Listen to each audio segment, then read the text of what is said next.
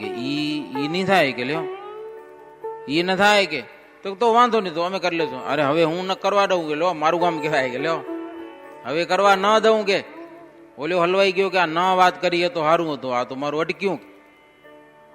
પછી ગામમાં બધાને વાત કરી કે ભાઈ આ તો બાપુ ના પાડે છે કે લ્યો, કે હું ગામનો ભાઈ, ગામનો ધણી છું, અને ગામની પાદર માતાજીને તમે બકરા ચડાવો એ નહીં ચડાવાય. પછી ઘણા બધા માણસો સમજાવવા આવ્યા તો કે ઈ વાત જ નહીં કરવાની મારી આગળ. શીરો બનાવો, માતાજીને ધરો, પછી આખું ગામ જમો મારા તરફથી કે લ્યો, ખર્ચો હું દઈશ કે, પણ બકરા નહીં ચડે. ઓલ્યા કે પણ બકરા નહીં દે, માતાજી આપણું વેર વિખેર કરી નાખશે કે, તો કે મારી વેર વિખેર કરે કે તમારું શું હું અટકાવું છું ને કે લે, નુકસાન કરે તો માતાજી મારું કરે, તમને શું તકલીફ એમાં. પછી કેટલા જણા કે હવે તો આપણે શીરો ખાવા મળે છે ને, ખાવ ને કે જી થાવું એને થાય કે લ્યો, હવે આ કરવા તો અમે દેશે નહીં.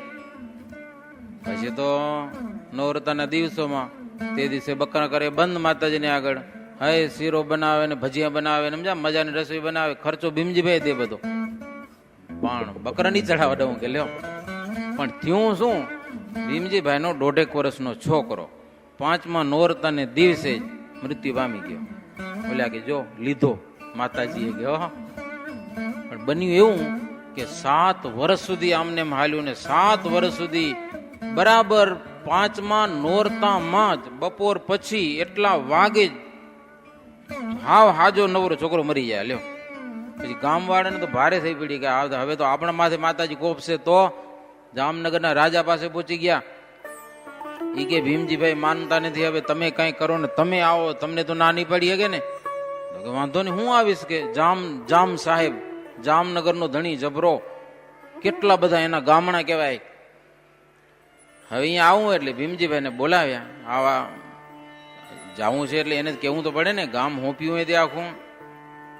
પછી એને વાત કરી કે હું આવવાનો છું, કાંઈ વાંધો નહીં આવો કે આ પધારો. શું કરવાનું ત્યાં કને? તો કે બસ માતાજીને આગળ હંમેશા પરંપરા થાય છે એ પ્રમાણે 2 બકરા જુહારવાના છે. ભીમજીભાઈ કે એમ જો તમારે કરવું હોય તો ગામ હું તમને આપી દઉં કે બધું, અને પછી હું મારે ગામ, એ કાલાવાડના મૂળ, કાલાવાડ રહેતા હતા, એ ગામ તમે સંભાળો અને પછી તમારે જેમ ભલે પાડા ચડાવો, મને કઈ વાંધો નહીં, મને પાપ ન લાગે કે હો, મને એ ગામનો હું કહેવાઉં ત્યાં સુધી નહીં. જામનગરનો સાહેબ કે તો હું નહીં આવું, કે બસ તમે જેમ કરું કરો, હું આવીશ જ નહીં જાઓ કે લ્યો. એને ના પાડી દીધી. 7 છોકરા ગુજરી ગયા. એમાં એની 2 રાણીઓ હતી. મોટી રાણીના મનમાં એમ થયું કે આ માણસે નહીં, ડાયરેક્ટ એક માણસને કીધું કે તું કે 2 બકરા ચડાવી દેજે, પૈસા જેટલા થશે હું આપી દઈશ. ઓલો કે ભલે. સમજાના નોરતાના દિવસો આવ્યા, એક ચોટ હા તો કહી દીધી, પણ ઓલો મૂંઝાણો કે મારું બકરા ચડાવવા કે સહેલું કામ છે કે, ખબર ન પડે એમ થાય. એ કઈ છાનું કામ થાય છે? બજારમાંથી બકરા લઈ જવા, બે કરતા જાય ને ક્યાં જાય છે? અરે આખી દુનિયા જાણી જાય. તો કે મૂંઝાણું બહુ, સમજાને. એમાં વળી બીજું કાંઈ કામ ભીમજીભાઈ એને બોલાવ્યો ઘરે. ઓલિયાના મનમાં ફફડે કે આને ખબર પડી ગઈ લાગે. ભીમજીભાઈ ને કાંઈ ખબર નથી હો, એની રાણી જ કહી દીધું એની ઘરવાળી. એટલે ભીમજીભાઈ બોલાવ્યો ને તો ઓલિયાના મનમાં પાપ ખરું ને, એટલે મંડ્યો ધ્રુજો, આમાં મારો કાંઈ વાંક નથી. ભીમજીભાઈ કે શું વાંક છે તું બોલ ને. ભીમજીભાઈને કાંઈ ખબર નથી. તો કે પણ રાણીબાના કહેવાથી આ બધું નક્કી થયું. એને એમ કે ઈ જ વાત કરશે, આને કામ જ બીજું હતું ભીમજીભાઈને હો. મારો હામેથી કહી ગયો લ્યો. એ કે રાણીએ કીધું છે કે 2 બકરા જુહારવાના માતાજીને આગળ, ખર્ચો હું દઈ દઈશ. ભીમજીભાઈ કે કાંઈ વાંધો નહીં, કે હું સમજી લઈશ. સમજા ના, તું કરતો નહીં કે થાશે નહીં. હવે આને ખબર પડી થોડું કરીએ ગઈ. પછી ભીમજીભાઈના મનમાં એવું દુઃખ લાગ્યું, હું સ્વામિનારાયણનો સત્સંગી અને મારી ઘરવાળી આ બૈરાનો જીવ હાલે નહીં. સમજાય એટલા સારું જ કે છોકરા મરી જતા હશે. અને ભીમજીભાઈએ એનું મોઢું ન જોયું અને ઘરે રવાની કરી દીધી. કે તારો ભાઈ બીમાર છે. એના ભાઈને કીધું ભીમજીભાઈએ, એના ભાઈ દ્વારા કેવરાવી કે તારી ભાભીને કે એનો ભાઈ બીમાર છે ને જલ્દી ઘરે પહોંચે, કે ગાડું બાડું તૈયાર કરીને ઘરે પહોંચાડી દેતા હો. અને કહી દેજે કે જીવે ત્યાં સુધી મને મોઢું ન બતાવે. હું મરી જાઉં પછી મારા શરીરને અડવા ન દેજો. વિચાર કરો તમે નિષ્ઠા કેટલી એની. જેના 7 છોકરા મરી ગયા છતાં પણ જરાય નહીં. પછી એકવાર એવો પ્રસંગ બન્યો કે જામનગરમાં મહાપુરુષ દાસ સ્વામી કરીને મોટા સંત હતા, એને 100 રૂપિયાની જરૂર હતી. એક વાડી નાવા જતા, ઓટો બનાવો તો સંતો બેસીને ધ્યાન ભજન કરી શકે એમ નાઈને. તે કડિયાના છોકરા કોઈ નતા, એટલે ત્યાંનો કડિયો હતો. એ કડિયાને કીધું કે તું 100 રૂપિયાનો ખર્ચો કરી દે, ઓટો બનાવી દે, ભગવાનને પ્રાર્થના કરીશ તને દીકરો આવશે. તો મારી ઘરવાળીને પૂછી આવું. સ્વામી કે એમાં શું હવે ઘરવાળીને પૂછવાનું હોય, કે 100 રૂપિયાનો ખર્ચ છે. હો તોય ઘરવાળીને પૂછવા ગયો. એની ઘરવાળી કે એ તો દીકરો થવાનું જ હોય, અને સ્વામીને આપણે 100 રૂપિયા ખર્ચો કરી નાખીએ, પછી શું થાય કે, અને કદાચ ખર્ચો કરી નાખો દીકરો ન થાય તો સ્વામીને એમ કહો પેલો દીકરો દે, પછી આપણે ઓટો બનાવી દઈશું. કે લ્યો તે આવ્યો ઘરવાળીનું કહીને સ્વામીને કહેવા કે એને એમ કીધું છે પેલો દીકરો દો ને પછી ઓટો બનાવી દો. સ્વામી કે આ દીકરો છે લે કે નહીં. ઈ વાત ભીમજીભાઈ ત્યાં કને કામ પ્રસંગે આવ્યા હશે ને એ સાંભળી ગયા કે સ્વામીને 100 રૂપિયાની જરૂર છે, ઓટો બનાવવો છે. બીજી એના મનમાં કાંઈ ઈચ્છા નહીં. એટલે તરત કોઈક માણસ પાસે 200 રૂપિયા ઉધારે લઈ આવ્યા અને સ્વામી પાસે થેલી આખી મૂકી 200 રૂપિયાની. આ સ્વામી 200 રૂપિયા છે, તમે ઓટો બનાવો કે સમજા ને, સારામાં સારો બનાવો. સ્વામી કે મારે તો 100 રૂપિયાની જરૂર છે. તો કે પણ હવે 200 રૂપિયા રાખો ને હારો હારો બનાવો, કે સારામાં સારો સંતો બેસે ધ્યાન ભજન કરે. આમ એવા દ્રઢ સત્સંગી સમજા ને. પછી બાજુમાં કોઈ હરિભગત કીધું કે સ્વામી દીકરો એને નથી કોઈ. હો પછી વાત કરી તો કે સ્વામી દીકરા નથી એવું તો નથી, છે તો ખરા, પણ આવી રીતે હાલ્યા જાય છે, ખબર નથી પડતી શું છે કાંઈ એમ. પછી સ્વામી બોલ્યા કે જો 100 રૂપિયાનો એક દીકરો ને 200 રૂપિયાના 2 દીકરા, કે જાઓ તમને 2 દીકરા થશે, અને કોણ એને અડનાર છે, કે જાઓ હું બેઠો છું કાંઈ ચિંતા ન કરો. પછી એને 2 દીકરા થયા. એ 2 દીકરા, એક માવદાન કવિ અને બીજા ચતુર્દાન કવિ, એ 2 દીકરા. એવી રીતે ભીમજીભાઈ રત્નું કહેવાતા. રત્નું કાલાવડ અને બીજું રાજવડ ગામ છે. જો ઈ જામનગરના રાજા આપેલું રાજવડ કરીને ગામ. કાલાવડ રહેતા હતા અને રાજવડમાં પણ રહેતા હતા. કે મારા ગામમાં હું કાંઈ પાપ કરવા દઉં નહીં. જો કે ઘણી જગ્યાએ આપણે ગાગોદરમાં એક આપણે ગોરાસર કરીને તળાવ છે, ત્યાં પાડો વધેરા હતો. તે એક હરિભગત ઠક્કર જ્ઞાતિના, પણ કેવી હિંમત કરી વિચાર કરો તમે. રાતના 12 વાગે જાય માતાજીની મૂર્તિ ઉખેડીને તળાવમાં નાખી દીધી. લ્યો હિંમત જુઓ એની. નોરતાના દિવસોમાં બીજે દી સવારે 8 વાગે પૂજા કરીને બહાર નીકળે. ગામમાં માણસો વાતું કરી કે માતાજી ભાગી ગયા, માતાજી ભાગી ગયા. ભગત કે મને સ્વપ્નમાં દર્શન દીધા હતા. કે લ્યો રાતના માતાજી એમ કીધું કે ગામના માણસો ભેગા થઈને મારી આગળ પાડો મારે છે, મારાથી પાપ જોયું જાતું નથી, એટલે મારે સિંધમાં ભાગી જવું છે. કે એમ કીધું માતાજી મને. બોલ્યા કે સાચે છે નહીં કે માતાજી મંદિરમાં? કે તો ભાગી ગયા. તો પાછા કેમ આવે? તો કે પાડો ન મારો નક્કી કરો તો પાછા આવે. ફરી વાર દેખાશે તો માતાજીને કહીશ તો કે હવે પાડો નહીં મારીએ. કે એમ ના હાલ, તમે બધા ભેગા આખું ગામ ભેગું થાવ ને સહી કરો કે હવે પછી આપણે મીઠી પીડી કરવાની, પાડો ન મારવાનો, શીરો રાંધવાનો, એવું નક્કી કરો. પછી માતાજી જો મને દર્શન દે રાતના તો હું એને કહું કે હવે ગામવાળા નક્કી કર્યું છે, ને પછી આવે માતાજી. એટલે પછી ગામ ભેગું થયું ને પાડો નહીં મારવાનું નક્કી કર્યું. આખું લખણ સહી સિક્કા સમજાના ગામની સહી લીધી. પછી મંજીભાઈ કરીને ઠક્કર એને આપી. તો હવે જો રાતના દર્શન દેશે તો માતાજીને હું પ્રાર્થના કરીશ. દુકાનવાળા હતા પોતે. પછી બીજેથી રાતના થોડાક સિંદૂર ને નારિયેલ ને લઈ ગયા, તળાવમાં મૂક્યા હતા. આમ તો પથ્થર જ છે, મૂર્તિ નથી. અમે ઘણા વર્ષ પહેલા ગયા હતા પગે હાલીને. ઘોડાસર તળાવ, અયોધ્યા પ્રસાદજી મારે ત્યાં ઉતરતા, પ્રસાદીનું તળાવ છે. પછી તળાવમાંથી ઓલો પથ્થર હતો એ માતાજીને ચડાય, સિંદૂર મિંદૂર ચોડી નારિયું ફોડી દો, એકાદ અગરબત્તી કરી અને રાતના પાછા હાલા આવ્યા. સવારે ઉઠીને માણસોને કે માતાજી કીધું તું હવે આવી જઈશ, કે તપાસ કરો. આવ્યા કે કેમ? ત્યાં જોયું તો માતાજી પાછા આવી ગયા. એ ગામ રાજી થઈ ગયું. હો માતાજી આવ્યા. માતાજી તેદીથી પાડો મારવાનું બંધ થયું. આવી ઘણી જગ્યાએ હિંસા હતી. મહારાજની હિંસા ગમતી નથી. મહારાજાને ના પાડી, પણ આ દરબાર માન્યા નહીં. એટલે મહારાજ ત્યાંથી સીધા રવાના થઈ ગયા. વાઢિયાર દેશમાં થઈને પ્રભુ પીપલાદ આવ્યા છે. ત્યાં એક હરિભગતને ઘેર બાઈ હરિભગત હતા. રસોઈ જમી રાત રોકાઈને ત્યાંથી પ્રભુ છેટ કચ્છમાં આડેસર પહોંચ્યા. આડેસરથી ચણબા ગામ, ચણબાથી સાપર એટલે રાપર શ્રીહરિ પધાર્યા છે. ત્યાંના રાજા છે ક્ષત્રિય. દરબારમાં મહારાજને ઉતારો આપ્યો. સામત સરવરીઓ સામતભાઈ હતા, સમજ્યા ને? માંડવીમાં ઓલ્યો કોણ ખયો ખત્રી એના ગુરુ હતા. એ રાયધાણજી ને બધા ભેડા હતા. મહારાજ પછી ત્યાં જમ્યા. રાજા સામતજી શ્રીજી મહારાજ પાસે આવીને બેઠા. મુક્તાનંદ સ્વામી કે બહુ વેદાંતી, આંખેથી કઈ દેખે નહીં, પણ કેટલા શાસ્ત્રો અને મુખપાઠ કરી લીધેલા. હો, જ્ઞાન કેટલું! ગીતા, ભાગવત, યોગ વશિષ્ઠ, અખી ગીતા, સુંદર વિલાસ, સત પ્રશ્ન અને મણિરત્ન માલા, આટલા શાસ્ત્રો અને મુખપાઠ હતા એને. અને રાપરનો ગામધણી હતો સામત સરવરીયો. શબ્દમાં એટલે પ્રશ્ન ઉત્તરમાં શ્રીજી મહારાજ સિવાય એને કોઈ ન જીતી શક્યો, એટલો મહાજ્ઞાની. મહારાજની આગળ હારી જાય આટલું જ્ઞાન શાસ્ત્રનું, પણ ધર્મની રેણી કેણીનું કાંઈ ઠેકાણું નતું. લ્યો એમ લખ્યું આની અંદર. હો, છતાં ધર્મવાળા માણસોનું માન રાખતા એટલે મહારાજ એને ગમતા ખરા થોડા. પણ આજે પછી શ્રીહરિના આમ હાથ કે ચરણ દબાવતા દબાવતા મહારાજને ઓળખી લીધા એને કે આ માણસનું શરીર નથી, આ સાક્ષાત પરમેશ્વર છે. મહારાજને ઈશ્વર જાણ્યા. પછી તો ભગવાન જાણીને પ્રશ્ન બહુ પૂછ્યા. મહારાજે એના ઉત્તર પણ જોરદાર આપ્યા.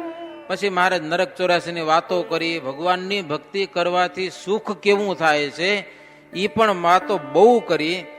ત્યારે એને કીધું કે વાહ પ્રભુ, જેવા ગોતતો તો ને એવા તમે મને ગુરુ મળી ગયા છો. હવે તો તમે કયો એમ કરું, મારા જીવનો પ્રભુ તમે ઉદ્ધાર કરો, મને વચનામૃતનું રસપાન કરાવો, વિનંતી કરીશ. પ્રભુ તમારા વિના મારો કોણ ઉદ્ધાર કરે? દયા કરો, તમે પતિત પાવન છો. સુખદેવજીના પણ પ્રભુ તમે ગુરુ છો. અને હવે તમે અહીંયા જ રોકાઓ. તમે કયો એવી જગ્યા બનાવી દઉં, કયો તેવી. હો, અને તમારા ડરથી સદાય ધર્મ રાખીશું. સરસ મજાના તમારા માટે બાગ બગીચા બનાવી દઉં. કયો એટલો તમને ગરાસ આપું. ધન, ભોજન, વસ્ત્ર, હાર, હિંડોળા, ખાટ તમારે માટે બનાવી દઉં. જેવી આપણી ઈચ્છા હોય એ પ્રમાણે બધું બનાવી દઉં. રાજપાટ તમને સોંપી દઉં. પણ હવે તમે અહીંયા રહ્યો. મહારાજને કે કોલ આપો, હવે અહીંયા રહીશ એવો, તો મને રાત્રે નીંદર આવે, નહીં નીંદર નહીં આવે. કે હું આંધળો દેખું નહીં, તમારી પાસે કેટલું કેટલું દોડું, એટલે તમે અહીંયા રોકાવો. મહારાજ કે જો રાજન, અમે નિર્બંધ છીએ, અમે ક્યાંય બંધાતા નથી. પિંડ અને બ્રહ્માંડના સુખમાં અમે ક્યાંય નથી બંધાતા. જે ત્યાગી ગૃહી અમારી સાથે હેત રાખે, અમારી રીતિ પ્રમાણે વર્તે, અમારો વિશ્વાસ રાખે, એને અમે મોક્ષનો કોલ આપીએ છીએ. બાકી રેવા કરવાનો કોલ અમે કોઈને આપતા નથી. અને કોઈક અમને લલચાવે ને ત્યાં તો અમે એકે રાતે નથી રહેતા કે લ્યો આટલું આપું ને આટલું આપું. એ અમને જરાય ન ગમે. કે જેને ભગવાનમાં પ્રેમ હોય, પિંડ અને બ્રહ્માંડ જોને અભાવ હોય, પછી મહારાજ કે કદાચ એ અમારો અનાદર કરે ને તોય અમે એને છોડતા નથી. ભગવાનમાં જેને પ્રીતિ હોય ને એને અમે નથી છોડતા. કારણ કે મહારાજ પોતે ભગવાન જ રહ્યા. રાજા કે તો મહારાજ જમીને જાજો, તમે નિર્બંધ છો એટલે કાંઈ બંધાવો તો નહીં, અમે બંધાયેલા છીએ. પાછલી પોર રાત રહીને મહારાજ કે હવે આપણે જમવું નથી, કે નીકળી જવું છે. અશ્વ તૈયાર કરાવ્યા. પણ રાજાએ તો દરવાજે તાળું બાંધીને માણસ સુરાયો તો દરવાણી. હવે ક્યાં જાવું? તાળું બંધ કરી દીધું તું. મહારાજની કેટલી તૈયારી, રાયધણજી ભેગા હતા. રાયધણજીને મહારાજ કે તમે દરવાણીને જગાડો સવારે 3 વાગે. એને એમ કહેજો કે અમારા ગુરુ અહીંયા રહેવાના છે, અમે એમ જઈએ છીએ કે. અને પછી અમે નીકળી ગયા ને એટલે પછી એને તાળું દઈ દેજો. કે એવી જ તૈયારી. હો, રાજા ના પાડી દે ઓલે દરવાણીને. સ્વામિનારાયણ જવા દેતો નહીં. વ્યવહાર બધા ઉઠ્યા. ઓલો તો ઊંઘમાં બરાબર લાગેલો, ઓળખી હેગ્યો નહીં. સમજા ને? રાયધણજી કે તાળું ખોલ, અમારે જવું છે, અમારા ગુરુ અહીંયા રહેવાના છે. દરવાજો ખોલ્યો. મહારાજ તો પેલા નીકળી ગયા. આવું સમજા ને? પેલા મહારાજ નીકળ્યા બારે, પછી બીજા બધા નીકળ્યા. રાયધણજી કે લેવા તાળું કરી દો બંધ, અમે જઈએ છીએ હવે. એમ કરીને મહારાજ નીકળી ગયા. હો શેઠ મહારાજ આધોઈ જઈને રોકાણા છે. આધોઈ જઈને મહારાજ બેઠા. ત્યાં જઈને મહારાજ કે બધો ઉદ્વેગ ગયો કે લો બંધન થવાનું. મહારાજ બીતા બહુ સમજાય કે નહીં, બંધન થવાથી મહારાજ બહુ ડરતા. પછી આ બાજુ રાજા જાગ્યો, દાંતણ પાણી કરીને ઉતારે આવીને જોયું, ઉતારા બધા ખાલી. દરવાણીને કે કેમ સ્વામિનારાયણ જવા દીધા? તો મને કઈ ખબર નથી કોણ નીકળી. રાયધણજી કે અમે જઈએ છીએ કે લ્યો બધા ગયા. અરે પણ જમ્યા વગર ગયા છે કે મારે જમાડવા હતા. કે અંતરમાં દુઃખ થાય છે. ઘોડેસવારોને તૈયાર કર્યા, ગમે ત્યાંથી જાઓ સ્વામિનારાયણને લઈ આવો, કે બહુ જોર જુલમ કરતા નહીં, પણ તમે જાઓ. 5 જણા ઘોડેસવારો નીકળ્યા, આધોઈ આવ્યા, મહારાજને મળ્યા. મહારાજને કે હાલો તમને બોલાવે છે. કે મહારાજ તો થોડીક વાર સુઈ ગયા હતા ત્યાં જઈને. પછી જાગ્યા, નાયા ધોયા, રસોઈ તૈયાર થઈ. મહારાજ જમ્યા. પછી ઓલા ઘોડેસવારો રાજાનો કાગળ લઈને આવ્યા હતા, મહારાજને આપ્યો. મહારાજે પત્ર વાંચ્યો, હામો બીજો પત્ર લખી દીધો. મહારાજ કે દૂર રહેવાથી પ્રીતિ રહે છે, એવી સમીપે રહેવાથી પ્રીતિ રહેતી નથી. અને એવી રીતે બધાને અમારી સાથે પ્રીતિ રહે એવી રીતે અમે વર્તીએ છીએ. તમે અમને અપાર રસોઈઓ જમાડી છે કે હો, રસોઈની ચિંતા ન કરો. અમે કહેલી વાતો એને તમે સાથે રાખજો તો અમે તમારી સાથે જ છીએ. અમે પાસે ન હોવા છતાં પણ અમને જે પાસે માને ને એને અમે દાસ જાણીએ છીએ. અમે ભલે હોઈએ નહીં પણ મહારાજ પાસે જ છે એવું માને એને અમે દાસ જાણીએ છીએ. પાસે રહેતા પ્રીત રહે અને દૂર થાય ત્યારે તજી દે, એવા ભક્તો અમને બહુ ગમતા નથી. એમ પત્રમાં લખી અને મહારાજ સવારોને આપીને પત્ર પણ મોકલાવી દીધો છે. આધોઈ એક રાત રહીને પ્રભુ ધમડકા પધાર્યા છે. રાયધણજીના ભવનમાં ઉતર્યા. મેળા ઉપર સરસ મજાનો પલંગ બિછાવ્યો હતો. ત્યાં શ્રી હરિ બેઠા ભક્તજનો દર્શને આવેલા છે. ભક્તજનો ભાવ અને પ્રેમથી શ્રી હરિ સાથે બોલવા લાગ્યા. કારણ કે ત્યાંના અમુક ભક્તો બહુ બોલવામાં કુશળ હતા. શ્રીજી મહારાજ ગમે એટલા ઉદાસ થયા હો ને મહારાજને રાજી કરી દે. સત્સંગમાં એવા ગણતરીના 10-20 ભક્તો હતા, એના નામ લખ્યા છે. એમાં એક તો કરણીબા એવા રમૂજી હતા કે મહારાજ ગમે એવા ઉદાસ થઈને આવ્યા હોય તો અહીંયા ખુશ કરી દે. પૂર્વનું એવું કંઈક એનું તપ હશે કે મહારાજને જે સમયે જેવા વચન જોઈએ એવા વચન બોલતા કરણીબાને બરાબર જેવા આવડતા હતા. બીજા દાદા ખાચરની ફઈ સોમાભાઈ એ એવા હતા. મહારાજ ગમે તો ઉદાસ થયા હોય ને મહારાજને રાજી કરી દે. જીવા ખાચર પણ એવા હતા. સાધુમાં રામદાસ સ્વામી અને આત્માનંદ સ્વામી એ એવા રમૂજી બહુ. મુક્તાનંદ સ્વામી, સુરો ખાચર એવા કેટલાક હરિભગતો હતા કે જે સમયે જેવું બોલવું જોઈએ ને એવું બોલીને મહારાજને ખુશ કરતા. જેતલપુરમાં ગંગામાં એ એવા ને એવા હતા, મહારાજને રાજી કરી લે. સૌરાષ્ટ્ર દેશમાં પટેલ પર્વતભાઈ એ પણ એવા હરિભગત હતા કે મહારાજ ગમે એવા ઉદાસ થઈ ગયા પણ રાજી કરી લે. ધમડકામાં મુક્તાનંદ સ્વામી અને બ્રહ્માનંદ સ્વામી આવ્યા છે. મહારાજના દર્શન કર્યા. ભીમ એકાદશી નો દિવસ આવ્યો, મહારાજ ઉત્સવ કરેલો છે ત્યાં કને. ત્યાંથી ભુજ કે ગામો ગામથી બધા હરિભક્તો આવ્યા હતા. મહારાજના દર્શન કરીને મૂર્તિમાં મગ્ન થયા. સમાધિઓ થઈ ગઈ બધાને. ધમડકામાં શ્રીજી મહારાજ તેને ઉઠાડી અને પાસે બેસાડી અને કુશળ સમાચાર બધા પૂછ્યા છે ને એ બધાને ખૂબ સંતોષ થયો છે. હવે સમય થઈ રહ્યો, થોડી કથા તો કરવી હતી પણ હવે સમય છે નહીં. નહીતર મજાની કથા હતી, સમજા ને. કથા એવી હતી, થોડીક જ વાત તમને કરું. મહારાજ ત્યાંથી ભુજમાં આવ્યા. ત્યાંથી ત્યાં નથુ ભટ્ટે પાછો કાગળ મોકલ્યો, વૈરાગીઓની બધી જાણ થાય. પછી મહારાજ અહીંયા માનુકા લઈને કાગળ લખ્યો. માનુકામાં રહીને સામ દામ ભેદ દંડથી ભરેલો એવો કાગળ લખ્યો કે તમે અમદાવાદમાં મેં જગન કરવા ખોખરા મેમદાન તમે ઓચિંતાના આવી જાય, તમે અમને જાણે ન કરી એટલે તમારું સન્માન બરાબર થયું નથી. કે હવે મહારાજ કે અમે ડભાણ યજ્ઞ કરવાના છીએ, ત્યાં તમે આવજો. કેટલા જણા આવો એ અમને પહેલેથી જણાવજો, એટલે અમે તૈયારી રાખી પાછી, સમજાય કે નહીં, એવી તમારા સ્વાગત સન્માનની બધી સરભરા કરશું. જેવો ભાવ એવી સરભરા કરશું, પણ મહારાજ કે તમાકુ નહીં મળે ખાવા કે હો, હા એ અમારી પાસેથી મળશે નહીં. એવો કાગળ હો, સાધુ કેવા હોવા જોઈએ, સાચા સાધુ ખોટા સાધુ, તમે કેવા સાધુ છો, તમે વૈષ્ણવ સાધુ છો, બહુ જબરજસ્ત લખ્યું છે એવું. પછી કાગળ ગયો અમદાવાદમાં, મહંતે વાંચ્યો તો 2-5 જણા ભેગા થઈને, પછી ઓલા કે ભાઈ આ કાગળ કે હાંતાડી મૂકો કે સમજા કે આમાં તો બહુ જાદુ ભર્યો છે, ભારે થશે કે. એ કે આટલા આપણાને હુડી નાખ્યા, હજી આમંત્રણ દે, વિચાર કરો તમે, આટલા આપણા સાધુને પતાવી દીધા છતાં હમેથી જ બોલાવે છે કે ડભાણમાં આવજો, કે લ્યો જવાય, મારી નાખે આપણે બધાને, કે લ્યો એટલે હાવ સુમસુમી રહ્યા ને કાંઈ બોલ્યા જ નહીં, ચોપા ચોપ, સમજ્યા કે નહીં.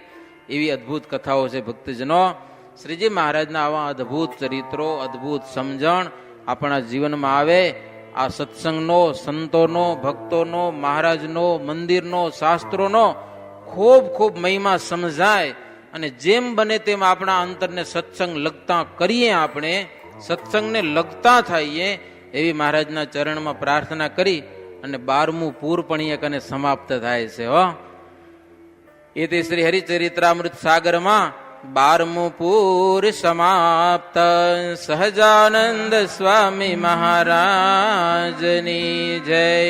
શ્રી સ્વામિનારાયણ ભગવાનની જય.